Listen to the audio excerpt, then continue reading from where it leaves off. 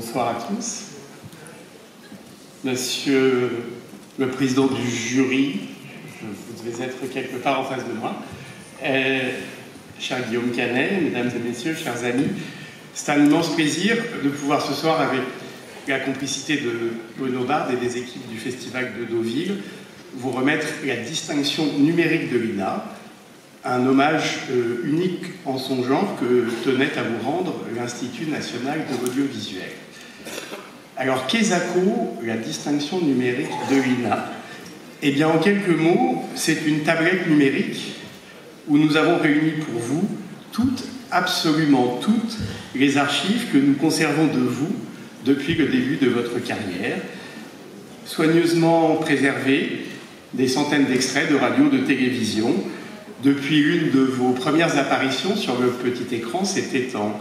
1994, face à Michel Field, dans son cercle de minuit, aux côtés de Christophe Malavoie, jusqu'à des images toutes récentes de ce début d'année, où de journaux télévisés en talk-show vous accompagnez avec beaucoup d'enthousiasme et de patience la sortie de votre dernier film, Astérix et Obélix, l'Empire du Milieu, film dont les 4,6 millions d'entrées font encore aujourd'hui le leader du box-office français de l'année et qui réussit parallèlement l'exploit d'être, avec près de 2,5 millions d'entrées, le film français le plus vu à l'étranger depuis la fin de la pandémie. Alors cette distinction numérique, cher Guillaume Canet, c'est donc d'abord votre patrimoine audiovisuel, mais c'est aussi une partie de notre patrimoine à tous, ici, un précieux fragment de cette histoire collective qui s'écrit au fil des images et des sons que conserve précieusement l'INA et qui préserve pour les partager, pour rendre aux générations d'aujourd'hui, notamment les plus jeunes, cette indispensable mémoire qui les aidera à comprendre d'où ils viennent. Alors sur cette distinction numérique, cher Guillaume Canet, vous retrouverez 175 heures d'archives de télévision et de radio, ce qui vous assurera à peu près, si vous respectez le rythme légal de 35 heures par semaine, un mois de visionnage non-stop, ou peut-être plus prosaïquement et raisonnablement vous permettra d'occuper les longues soirées de plusieurs hivers.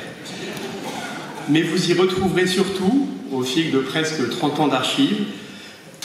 l'affirmation progressive mais rapide du talent précoce et multiforme qui est le vôtre. Talent d'acteur d'abord, rapidement doublé d'un talent de réalisateur, deux talents que vous exercez selon les moments et selon les films, alternativement ou conjointement, mais avec toujours un point commun,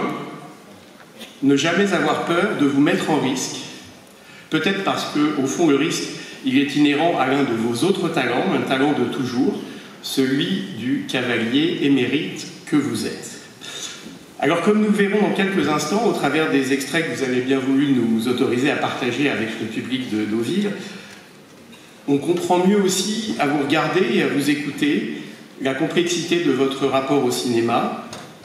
et la façon dont le métier de réalisateur a simplifié ce rapport pour vous, vous qui, au fond, préférez être chef d'orchestre que soliste, être celui qui organise un travail d'équipe plutôt que celui que dirige un chef d'équipe, aussi brillant fut-il. Et puis, ce qu'on comprend très vite aussi, en regardant ces 175 heures, je ne les ai pas regardées en intégralité, mais j'ai eu le plaisir d'en regarder beaucoup, on comprend vite à quel point c'est ce désir très profondément ancré depuis toujours en vous, d'échapper à toute forme de formatage ou d'étiquette, doubler en plus d'une capacité absolument inouïe à incarner exactement ce que vous dites au moment où vous le dites, qui a fait de vous une personnalité si populaire, populaire au sens où le sont ces acteurs et ces réalisateurs qui ont modelé notre jeunesse ou celle de nos parents, populaire parce que votre travail parle à tous, urbains ou citadins, paysans ou ouvriers, jeunes ou vieux, fans de polar des années 70, de films de studio ou de films indépendants. Voilà, résumé en quelques mots, Monsieur le Président du jury et cher Guillaume Canet, ce que vous réserve cette distinction numérique de l'INA. Et j'ai beau savoir, parce que vous le répétez avec beaucoup de conviction et de constance au fil de ces 30 ans d'archives de télévision et de radio, que, je vous cite, ça ne vous intéresse pas de vous regarder dans une glace, ou qu'encore, je vous cite à nouveau, contrairement à ce que pensent certains, vous ne vous aimez pas beaucoup. Eh bien, malgré tout ça, j'ose espérer que vous saurez apprécier l'hommage, aussi admiratif qu'affectueux que constitue cette distinction numérique. Alors, encore quelques instants de patience, afin de nous permettre d'en partager ensemble quelques images. Je serai très heureux de pouvoir, pour de bon, vous la remettre. Exactement. Merci beaucoup et très belle soirée à toutes et tous. Merci beaucoup.